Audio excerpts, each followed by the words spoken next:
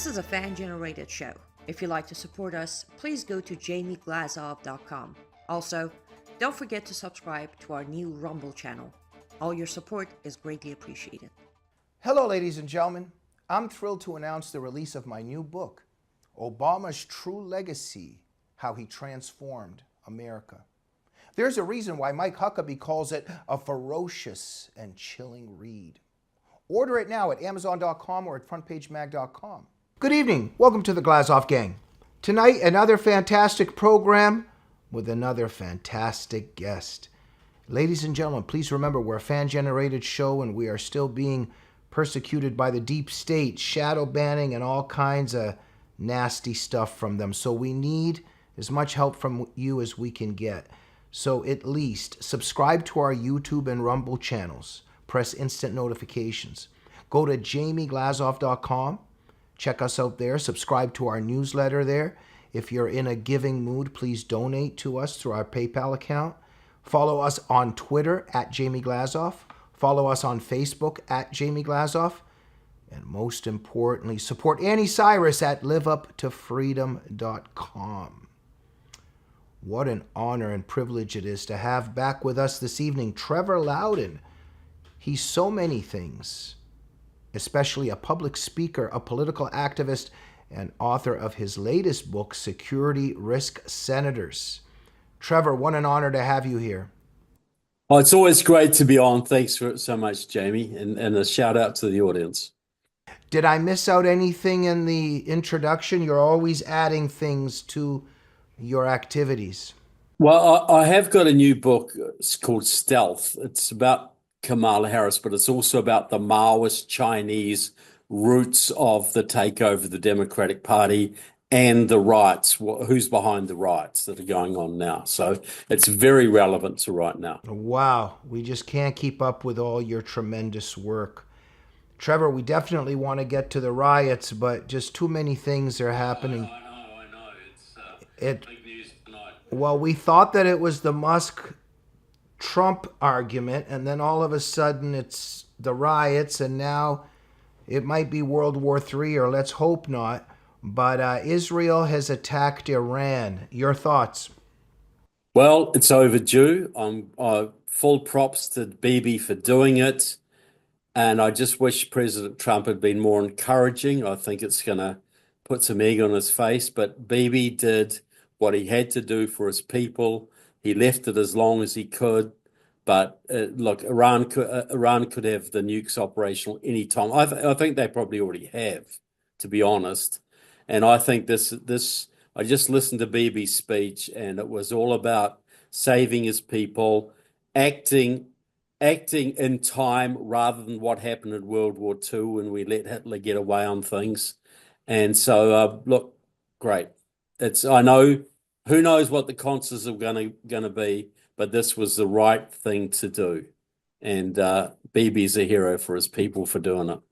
Well, Trevor, a couple of things here. I mean, this has been going on for a long time. I mean, I remember back in 2010, 2011, I remember there's been talk and worry about Iran getting nuclear weapons for a very long time. So this has been a long time coming, and maybe they've had these capabilities already for a long time, but they must have the capability for sure now. And if you've got mullahs who believe in the Quran and Hadith and believe that Jews should be exterminated from the face of the earth, and they proclaim this very openly from the rooftops, how can you let that regime continue to exist and have nuclear capabilities, right? I mean, if fanatics are saying that their whole purpose of life is to decimate you and they have nuclear weapons, you got to do something, right? Yeah, look, there is no choice here, and it was lacking was courage from Western leaders, and Bibi's just gone and done this with obviously the full consent of his cabinet and senior military leaders, etc. So no, I think this is a courageous move that had to be done, as was his responsibility, and he's lived up to that. So let's just hope it is very successful and Iran is defeated very, very quickly. And as Bibi said in his speech, we are not the enemy of the Iranian people. We think your day of freedom is near. So this could be a great blessing to the people of Iran as well, as they can finally get rid of those damn mullahs and live as free people again. Well, that's very interesting too. Just a sec, I want to get to that, but just something you said about Trump. You were saying he might have egg on his face, and we know that Trump is very much against war in general. I mean, look, we're all against war. Sometimes there's a justified war, but obviously, but maybe behind this, why did you say that? You think Trump should have publicly been more supportive of Israel? We never know what's going on behind the scenes. I mean, he is quite pro-Israeli. He is, but he should have been a lot more public. You know, he put bombers in Diego Garcia weeks ago, and it was all ready to go. But then he seems to be listening to Steve Witkoff about we can do a deal. Let's do a deal with Iran, which was a complete cop out in my opinion, and futile and doomed to failure right from the start. So look, I think Trump would have been a lot better off had he been just telling Iran, if you don't back off right now, Israel's going to strike you, and we will support them. That's what he should have said. Well, absolutely, Trevor. And I mean, how do you even have a deal with the mullahs? I mean, they, death to Israel, death to America. They've been killing Americans since 1979. And causing so much trouble everywhere in terms of, supporting terrorism all over the world, supporting Hamas, the Muslim Brotherhood, Hezbollah. I mean, this is a terrorist regime, right? Yeah, they run drug rings. They were responsible for the deaths of 283 Marines back in 1983 in Lebanon. Look, they openly call us the great Satan. They call Israel the little Satan. See, this is what I think Trump doesn't seem to get. And I hate to criticize the president, but I'll say this: ideology. Not everybody's motivated by the deal. Not everybody just wants to get money and live a happy life. Certain people are motivated by ideologies. The Iranians are motivated by the 12 ideology. They believe that by creating chaos on earth, they can bring the 12th Imam back and usher in a new golden, well, that's the way to get to heaven. So you can't do a deal with people like that. And that's why I think, you've got problems trying to do a deal with Putin. He wants to go down as the guy who reconstituted the Soviet Union, the Russian Empire. He's got more money than he knows what to do with. Why would he be motivated by a deal? Some people you can deal with, some only respect force, sanctions, and ostracism. And I think the policy of the United States has been to ostracize Iran. Obama went back on that which was a huge mistake. And I think I'm glad that Netanyahu and his government has said to hell with this. We're going to do this. We're going to save our people. We're not going to wait for some false deal. It's never going to be honored. We're going to do our duty. And I think that's what we've seen tonight. Well, how could you possibly believe that the mullahs want to be honest in some kind of deal where they won't have nuclear weapons? It's like Hitler agreeing not to wage war on Jews. It's like Stalin and Lenin agreeing not to exterminate the kulaks and religious people, etc. This is their religious belief. Yeah. This is core belief that Jews must be exterminated and they must bring chaos to the earth to bring back the 12th Imam. You're not going to deal with people like that. Yeah. You push them out of power. People say we shouldn't be going for regime change in Iran. Absolutely, we should. Why don't the Iranian people deserve to live freely as well? They've had this.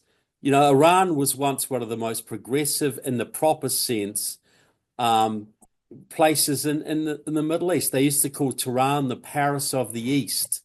lots of culture, beautiful women and wearing normal Western skirts, nice cars. It was a great place. And the mullahs came in with the help of the Soviet Union at the time and wrecked it. And now those people deserve to be liberated. And I think, as Bibi said, your hour of liberation is near. We're on your side. That is the message that the West should give to all the tyrannies. Should tell the people of communist China, tell the people of Cuba, you rise up, we will support you. We will. This is Reagan's vision. Let's end the evil empire in our time. And it could be done with very little bloodshed, tough economic sanctions, and the people in those countries would do the job themselves. Well, thank you, Trevor. That would be great if that could actually happen. So, just in terms of strategically, militarily, like maybe Iran is hiding some of this stuff underground, or I'm not an expert in this, but Israel obviously knows what it's doing. The IDF knows what it's doing. Do you think that what do they have to do, and do you think they'll be able to do it successfully? Look, I'm not a military expert. I'm looking at the moral question here. And this is what has be done today is fraught with dangers. What if Iran has weapons we don't know about? What if they have weapons planted on Israeli soil or on American soil, or terrorist attacks are launched across the West? All of this could eventuate, absolutely. But it was going to eventuate anyway. And better to get in there now and eliminate Iran's abilities to wreak havoc as much as humanly possible. And I have a lot of faith in the Mossad and the IDF to do the job very, very well. But Bibi knows there will be retaliation. The only question is, at what level will it be? And I'm hoping they can really destroy Iran's military capability. I think that will spark revolution within Iran, and we could see things change pretty quickly. We saw how quickly Syria changed a little while ago, right? Well, how quickly could the people of Iran rise up and maybe end this war in a way that we're all better off? So, yes, this is a very risky strategy, but it's this risky because it wasn't dealt with years ago, because Obama helped the Iranian nuclear problem. He enabled the Iranian expansion around the world. He wanted Iran to be the dominant player in the Middle East. So we are now dealing with the consequences of that, and it's risky, but not dealing with it is even more risky. Yeah, well, let's just pray, because there's obviously going to be attempts at retaliation by Iran against Israel, and then who knows what these anti-Semitic forces will try to be doing worldwide, and also obviously towards the Jewish people. So the Jewish people have to get ready to be, more careful and protect themselves. But this could also extend to the great Satanists in the Iranian minds and Islamic minds, right? So we're entering dangerous time, but I'm with you all the way on everything you're saying. Israel's got to do this. But wow, that would be amazing and so great if Israel weakened that totalitarian terrorist regime so badly that then the Iranians could rise up and free themselves. I think that will be the best outcome here, and I think that's immensely possible. The Iranians do not like the mullahs. Yeah. How many times have they risen up and almost overthrown their regime? But that happened under Obama and Biden. It didn't happen under Trump. Trump would have encouraged the people, and the regime would have fallen. Just like the Chinese almost overthrew their regime a few years ago in the white paper protests. A little bit of encouragement from America and heavy economic sanctions, and the CCP could have been over. Yeah, it's so disappointing what's happened to our, I guess I could call it the camp on the right, because we don't even need to name these individuals, but we're on the same side on so many things. But this Jew hatred has grown, this very weird anti-Semitism. And people that are, with us on all the other issues are against Israel attacking Iran. They're just, they've lost it, eh? They don't get it. Yeah, well, look, the Russians have spent a lot of time and a lot of energy and have a lot of agents in this country promoting isolationism, promoting this false idea that America will be safer if we abandon all our overseas allies. The exact opposite is the truth.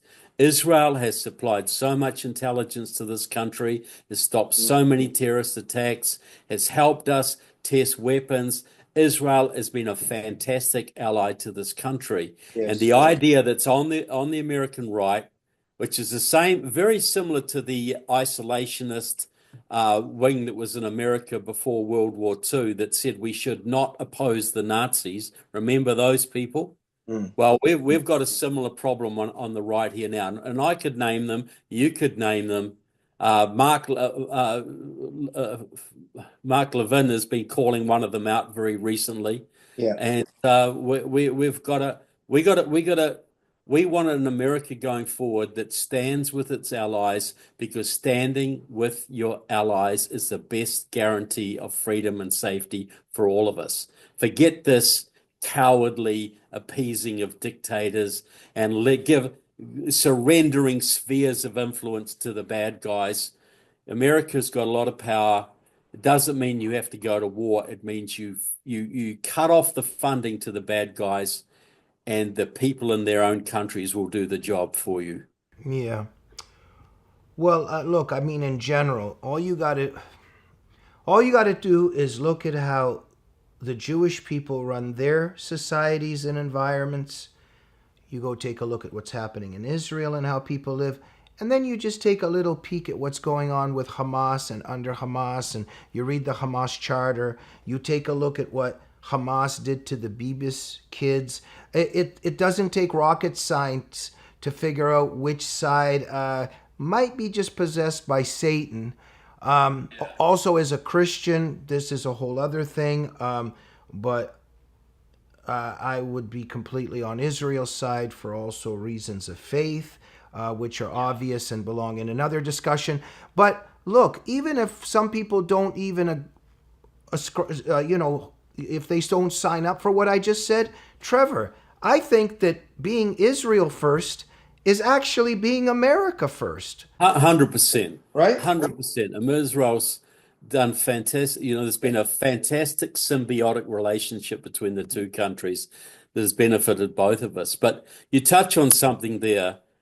There is very little moral discussion on the right now. Reagan was great because he saw this in moral terms. He saw the evil empire versus the good, the alliance of the brave and the good countries. And he used that moral standing to take down the Soviet Union. But we seem to have lost that. We Yeah. can do a deal with China, even though they oppress their people, slaughter the Uyghurs, torture people, organ harvest, supply fentanyl to our kids, whatever they do, support Black Lives Matter. We can do a deal. We can do a deal with the mullahs, even though they're some of the most evil people on the planet. You know, we have to have a moral stand, because God does not help immoral countries. As de Tocqueville said, America is great because America is good. Being good means making moral stands on international matters. Yeah. We want God's help going forward. We got to stand morally here, and it's moral to stand by our allies, and it's moral to stand against the evil powers, because those evil. If we love our brothers, we love our neighbors. The Iranian people are our neighbors. The Chinese people are our neighbors. The Ukrainian people are our neighbors. We should be standing by those people against the evil powers and defeat the evil powers in our time. Let's finish Reagan's vision. Let's make the world a better place by being brave and courageous. Yeah, absolutely. Amen to that. I remember when I was a kid at the time, and my dad and my mom and my siblings, we were so excited when Reagan made that speech and he said that Marxist Leninism will end up on the ash heap of history where it belongs. And he summarized Solzhenitsyn's Gulag Archipelago in one sentence by calling them the evil empire. And you're so right, Trevor. We need a return to that moral clarity. And you've got one side. I mean, my heart breaks for those Israeli Jewish boys and girls that are sent in to do this door-to-door stuff with all these booby traps, and so many Jewish boys and girls are killed because Israel, what a moral army, because they could just bomb, carpet bomb, but they don't want to cause innocent casualties. They don't want to kill. They want to kill as less innocent people as possible. So they send their boys and girls in to do the job on the ground, and they lose so many people below that because of that. And then we just think we've got one side that's trying to carefully bomb, and the other side is hiding underneath a hospital and holding children on top of that. It doesn't take a rocket scientist to figure out which side is possessed by Satan. Yeah, look, exactly. And whose side do you want to be on? Do you want to be on God's side or Satan's side, or in the middle, which means you're on Satan's side? Yeah. You know, there's only one side to be on here. And I think we've seen a victory for the side of good tonight. Let's hope Yes. the victory is carried through with as at least pain and suffering as possible. If it sparks a wider war, that'll be bad, but that wider war was coming anyway. You know, Yeah. Iran was going to nuke Israel and probably Saudi Arabia as well. The war was coming. Let's snuff it out small time rather than let it get bigger. You know, no problem is. Every problem is solved. The earlier you confront a problem, it's always better than leaving it to the last moment. And so, Mhm. good for Israel tonight. I'm very proud of Israel tonight. Fantastic.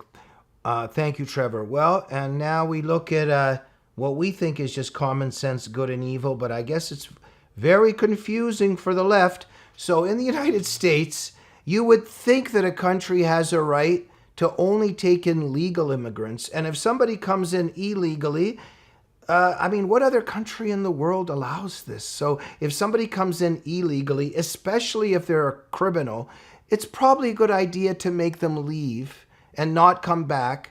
And the good immigrants that want to come, look, I'm an immigrant. And we did things the right way. You apply, you know, you don't swim across some lake or climb over some wall. Just do things the right way. But apparently the Dems, as we know, are not on board with that.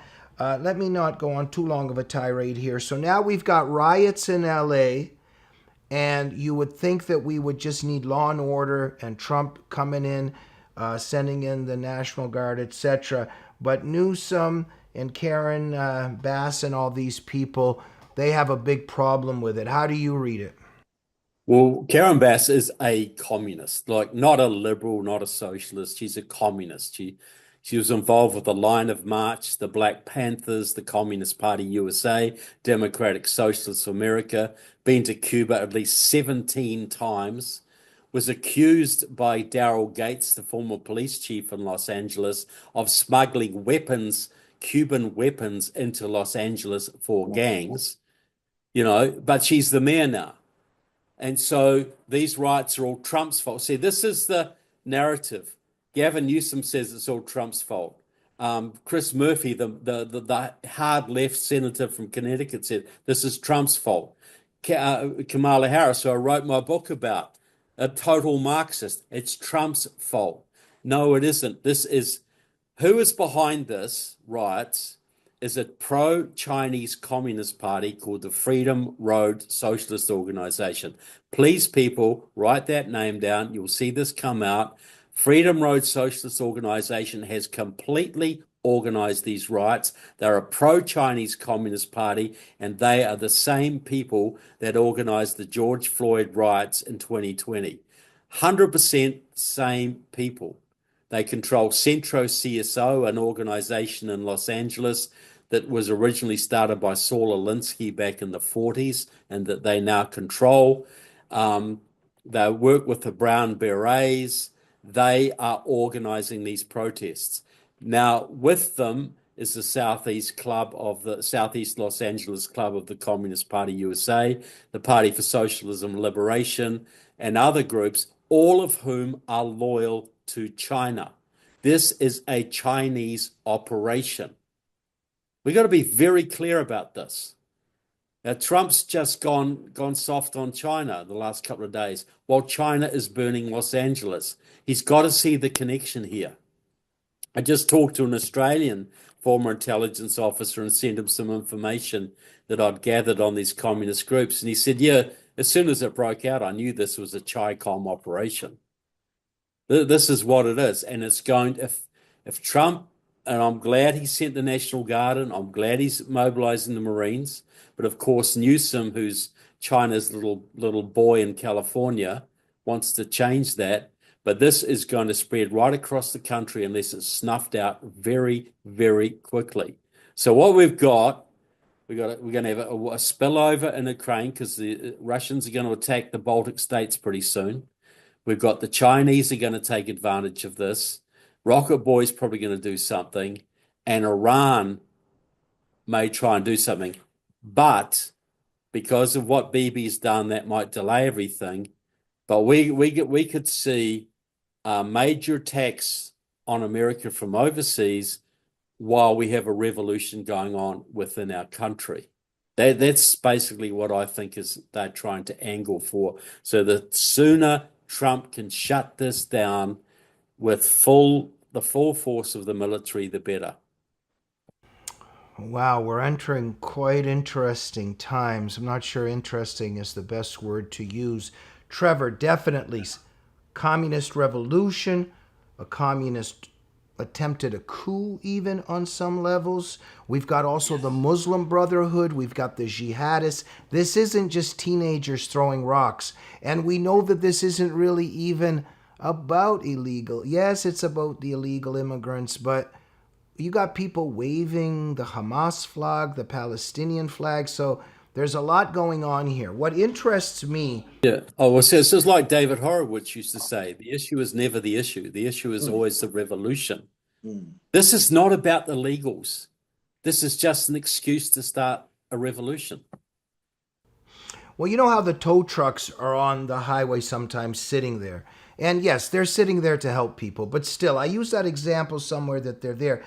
And it's maybe not the best example, but we know that Soros's people, Xi's people, Putin's people, Hamas's people, they're waiting with all their people and all their stuff, and then they're waiting. Oh, the George Floyd thing. Oh, now this thing, now this thing. And then they send in the troops, right? Because it's something that's much larger. And that's exactly what you're saying, Trevor. So, yeah. The Freedom Road is a Maoist organization, and the Weather Underground, which used to be a Maoist organization, their magazine was Prairie Fire because Mao said a small spark can start a prairie fire. So this was a spark. The same day the riots, no, 3 days before the riots started in Los Angeles, the Freedom Road held meetings all around the country about going after ICE. Now, when George Floyd riots erupted, that was the third attempt. They tried to start the riots when the jogger was killed in Atlanta. They tried to start them again when Breonna Taylor, a young black woman, was killed in Louisville, Kentucky. Neither of them worked. George Floyd was their third attempt. And because it was right in their headquarters and it was so public, it was relatively easy to get it going. But they had riots going within 2 days all over the country because they were ready for it. The leader of Freedom Road, and I've got her on tape saying this, said at the beginning of when Trump got inaugurated, their job was to bring down President Trump by making the country ungovernable. And they waited till election year and they started those riots, just like they are doing right now. This has been planned for several months. They've been needling ice wherever they can around the country. They knew they'd eventually get a spark. Mm. Got the spark, and it started. Now they're planning to have rallies all over the country on Saturday to stir this up even further. We'll Mm. see how that goes. Yeah. But if they're not stopped, they will be even worse than the George Floyd riots. Oh, absolutely. And Trevor, oh, I cannot even begin to express how much I hate these people, the left and everything that it represents. And I've been studying them for so long, and so have you. You're an expert, and I already know what they're going to say. I can finish their sentences for them. And so this is what interests me very much. So I'm very interested in the peaceful protests theme. And I'll just try to tell this quickly. When I was young and I was studying Holocaust denial, and I was fascinated by it, like why? What do these people really want? And the more I studied Holocaust denial, I began to realize that these are people who deep down want another Holocaust. So they deny the Holocaust, but they want to create an environment to do another one. And deep down, they're happy that it happened. When I studied Gulag denial, and that was really personal to me. And so when we came from the Soviet Union, I was growing up and I saw these people that, Stalin wasn't so bad, and oh, come on, it wasn't that bad, and blah, blah, blah. And then Chomsky trying to deny the testimony of refugees from Pol Pot and stuff. It's not so bad. And so Gulag denial. But then you look at these Gulag denialists and you begin to realize these are people who want to perpetrate another Gulag. Then when you study jihad denial and the people denying what Islam really is and what jihad really is, then you really look deep into their heart and you realize what they actually want. And so I'm very interested in this. The protests are peaceful. And while they're saying the protests are peaceful, you see people like throwing boulders at police officers' heads. And you see these fires. And tell me a little bit about the psychology of saying that protests are peaceful when they're deadly, and really deep down what these people really want. Well, you're absolutely right. They want a revolution. Yeah. And what they want to do is damp down the two things, damp down the opposition to that revolution. Oh, it's just peaceful. We just want a fair go for the immigrants, We just want families to stay together. No, they want a full-blown revolution. They want to overrun the country. It's like before World War II, we had isolationists here, and they'd say, "Oh, we don't favor the Nazis," or saying we shouldn't get involved in opposing the Nazis, right? No, we don't support the Nazis. They did support the Nazis. Lindbergh was the leader of that, went to Germany multiple times, got a major honor from the Nazi party. No, we don't support the Nazis. And it's like the isolationists here now. No, we don't support Iran. We don't support Putin. We don't support the Muslim Brotherhood. Damn right they do. Damn right they do, either for money or for ideology. These people who say this are lying through their teeth. They absolutely support the enemies of America. Absolutely. So this whole, and the other little thing here is communists, the peace movement is always controlled by communists. And I know this from a friend of mine who studied in the Soviet Union at Lenin's Institute for Higher Learning. And the Soviet instructor, this was back in the 80s, said, where there are many intelligent people in the Soviet Union, brilliant people, but nobody has ever come up with a weapon as powerful as the peace movement. So, but what's the definition of peace to them? The definition of peace is no more opposition to communism. The definition of peace to Iran is no more opposition to the mullahs. We think of peace as friendly relations and everybody gets on. They think of peace as conquest. They've won. So there is no opposition. There is no resistance.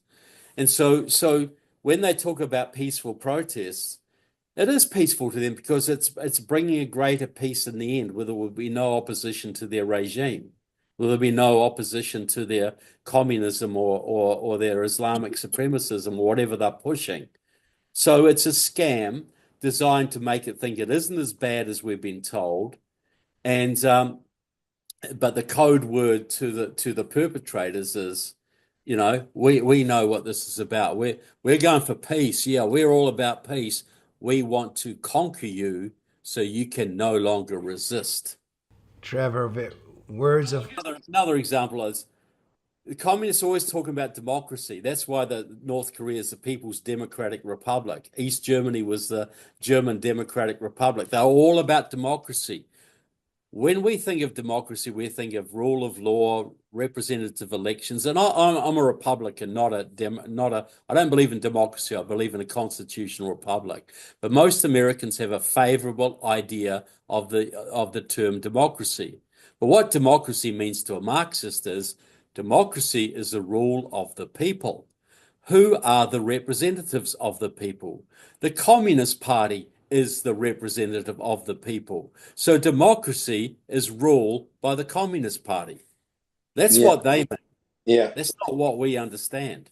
No, absolutely. And thank you, Trevor. And the reason I giggled is that just the profound truth of what you're saying, and just my own observations just throughout my life.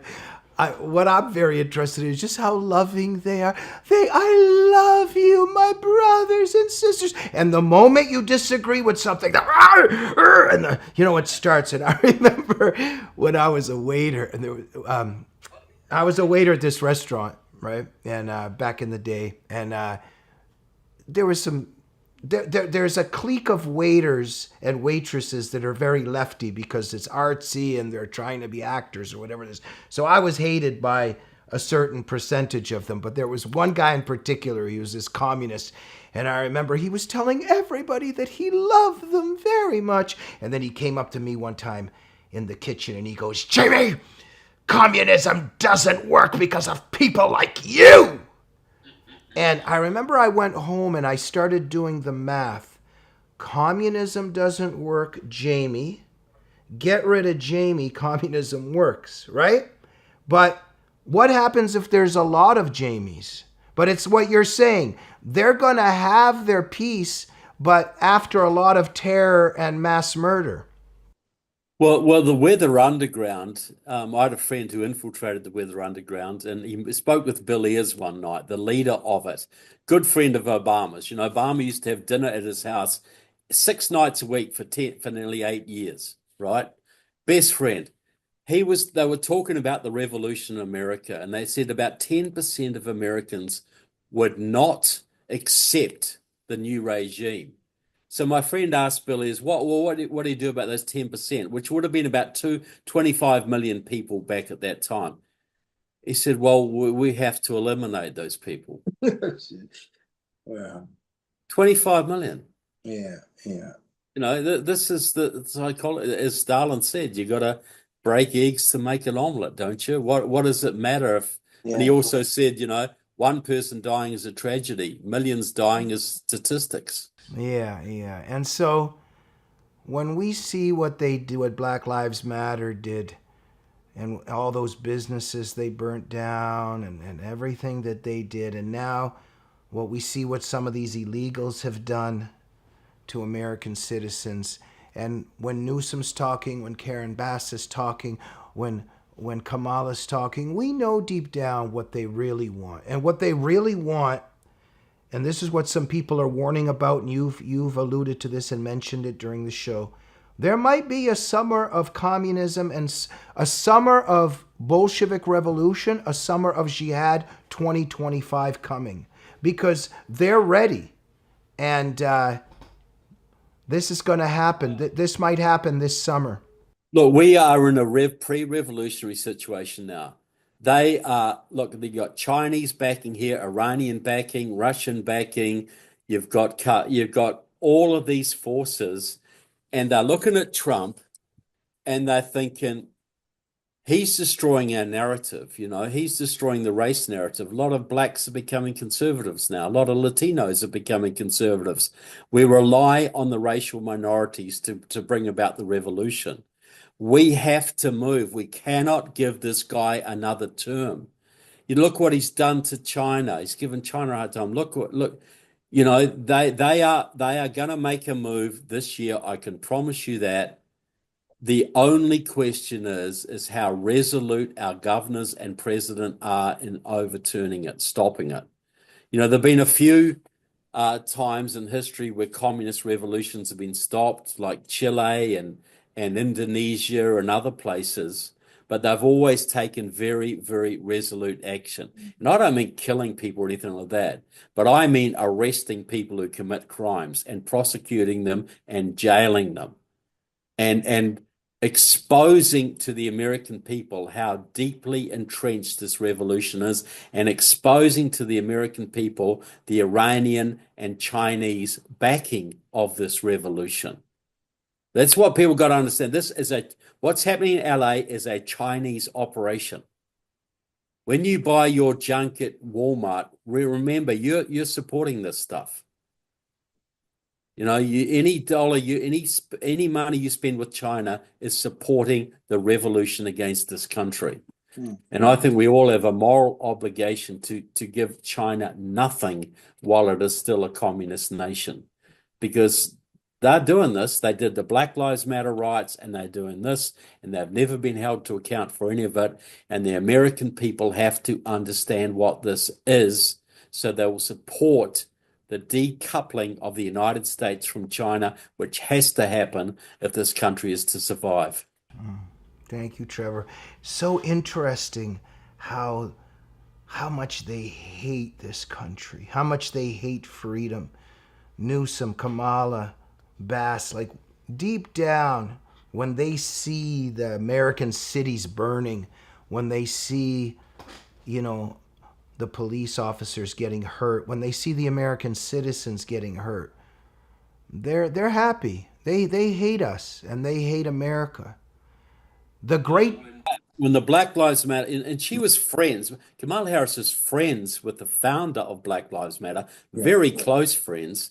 When those riots were going on, Kamala Harris was openly coming on, we need lots more of them. Not, let's settle down, let's ease the tensions, let's act like Americans and respect each other. No, we need more of them. She publicly said that. Because she is a communist to her core, and she wants to transform America into what would resemble China. That's what she wants. Yeah, yeah, Of course, going to blame Trump for these yes. riots, because the And when I, narrative is Trump's a fascist. That's what they'll say. Trump's a fascist. If he clamps down, that proves he's a fascist, and doing anything to fascists is moral. You know, yes, like remember we used to watch Hogan's Heroes as kids, and the prisoners were in a prison camp in Germany, and they would steal from the Nazis and lie to the Nazis and kill the Nazis, and we all laughed and thought it was great, because of course doing things like that to Nazis is a moral thing to do. yes. Well, if they think we're Nazis and fascists, it is their revolutionary duty to steal our elections, to rob us blind, to create revolution, and even kill us when they get the chance. Yeah, and that's what I wanted to say. Thank you, Trevor. That's what I was going to say. I said hurt, but we know that Mao talked about and wrote about the importance of killing millions and millions of people. They want to kill. They want to engage in mass murder.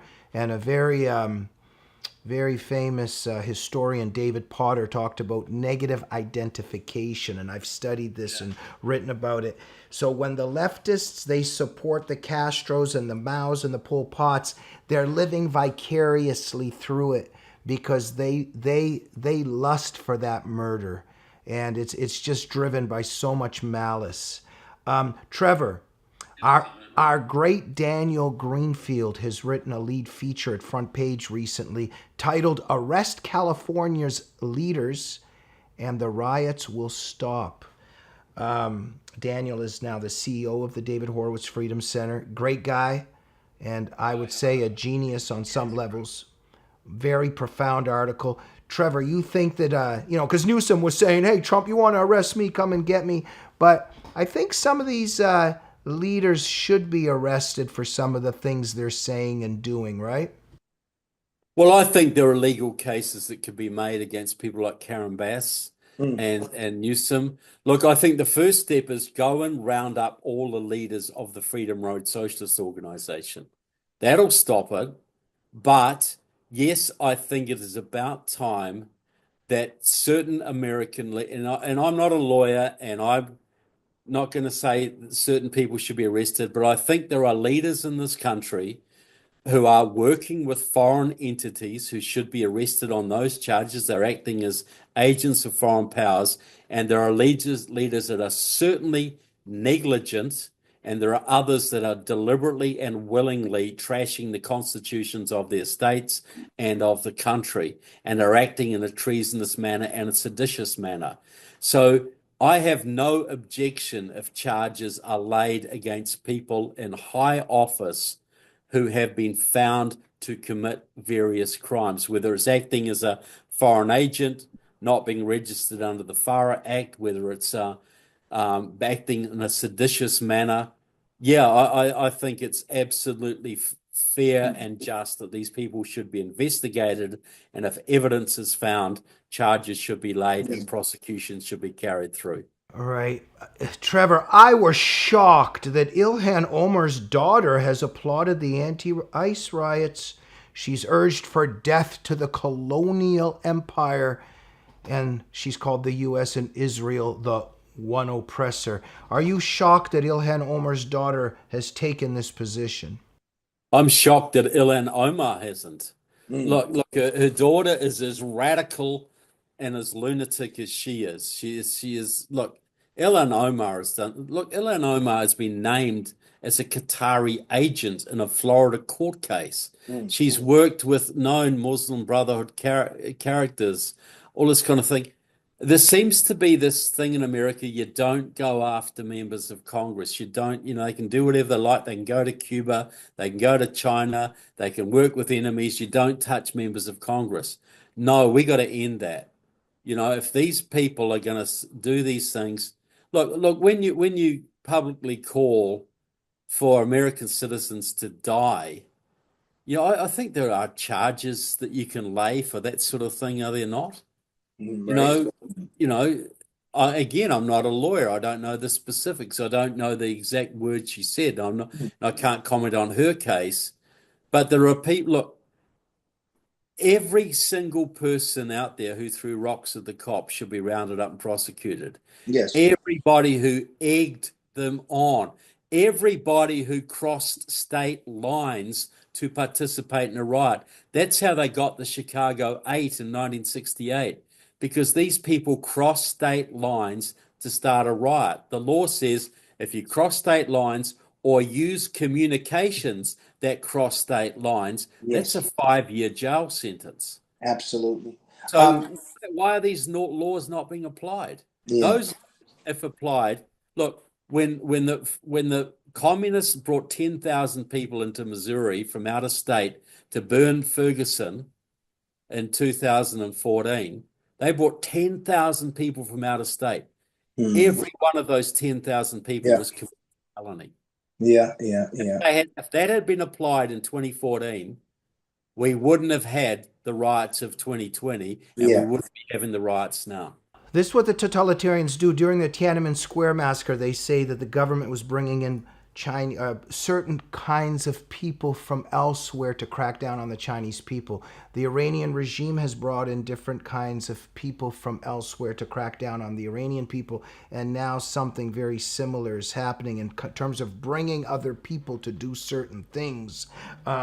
I think an analogy could be made there. Trevor, we got to go, but very quickly here, it's very I've always been fascinated just how evil just keeps resurfacing. So we thought we won the Cold War. Oh, my family was so excited. I was excited. 1990, 91, all that collapse. But did we win? Okay, things seem to collapse physically, but that evil ideology came over here and looks to be winning on many levels. You would think that the crumbling of Stalinism would be such a good thing, but a lot of forces in Russia pine and yearn for the return of Stalin. pine and yearn for the return of the Soviet Union. Can you briefly touch on this? You're an expert on it. There are some efforts in Russia to reestablish the Soviet Union. We know that Putin has been sulking over the years that the Soviet Union collapsed. Any wisdom on that? Look, they held a conference in Moscow this week about reestablishing the Soviet Union. It was called Moscow 2050.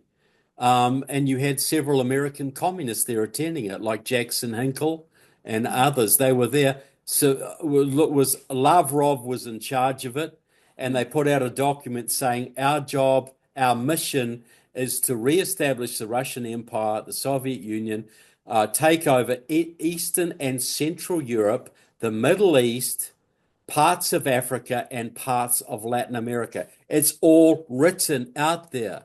We've got it transcribed. I can send you the links. So, but look, the appeal of communism is like criminality. There's always some criminals in society. Yeah. There's always some bitter and twisted people who can be sucked into an ideology that says you're going to get your revenge. You're going to get equal shares. You're going to, you're going to get this. Communism is a Cain religion. Yeah. It feeds like Cain in the Bible. Cain and Abel. It feeds on jealousy, resentment, bitterness. If you can feed jealousy, resentment, and bitterness in people, communist ideology will always appeal. Absolutely. It's always going to be with us, like crime is always going to be with us. It must be treated like crime and cracked down very, very harshly. Profound words, Trevor. Cain's murder of Abel, the first communist revolution, the pretension to pretension to equality, and communism goes against everything in the Bible, the 10 Commandments, thou shalt not covet, etc. Trevor, most important question till we go. I'm loving the beard look, and I know some other people have made a few very positive comments. Can you tell us about this new look you got? I like it. Yeah, well, look, it started out not shaving over Christmas, but I've never grown a beard in my life, and I didn't actually think I could. Okay. I thought that whenever I've tried it a little bit in the past, I've been very scruffy, and I thought I need to look a little bit more my age, and I need to look a little bit more scholarly.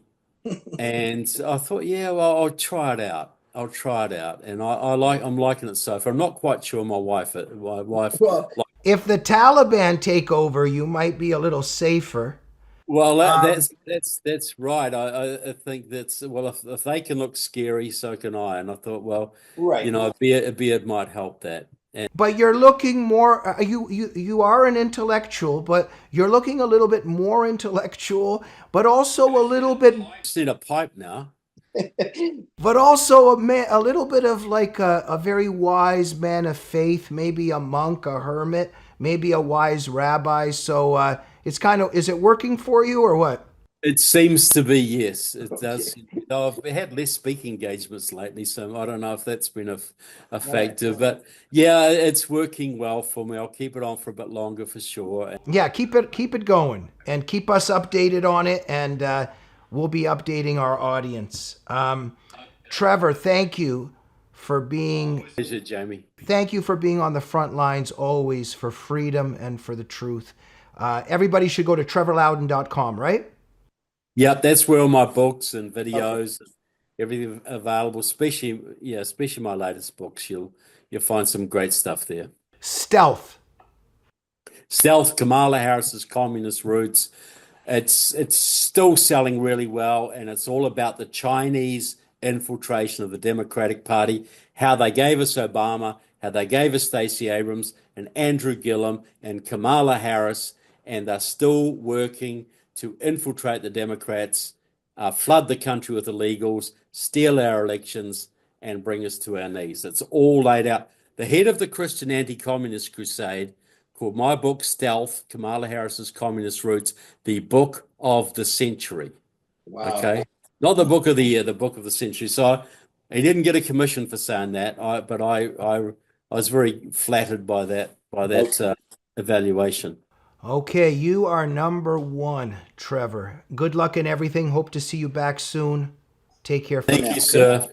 Thank you. Thank you, Jamie. Thank you for joining the Glazov Gang this evening. We'll see you soon. Good night.